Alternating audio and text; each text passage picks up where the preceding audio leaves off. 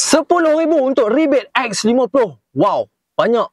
Berapa kadar bulanan sekiranya RM10,000 tu kita buat sebagai down payment dengan kadar 2.5% untuk varian executive, premium dan juga flagship. Jom, saya kira satu persatu.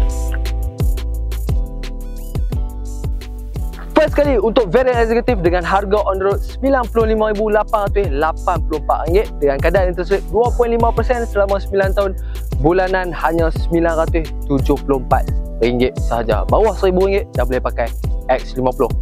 Down payment pun dah guna rebate tadi. Okay, so untuk varian yang kedua, premium. Untuk varian premium, harga on the road RM104,607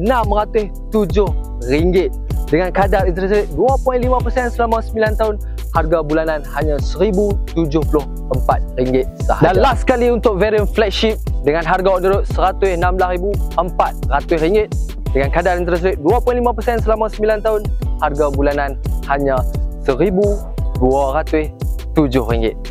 Jadi itu semua untuk kadar bulanan dan down payment sebanyak RM10,000. Ingat, rebate itu boleh buat sebagai down payment. Untuk stok, jangan risau, X50 banyak ready stock. Dan apply dengan Faris Proton, saya akan uruskan dengan fixed interest rate dan juga Islamic financial loan. Alright, so nak beli Proton, ingat Faris Proton. Assalamualaikum.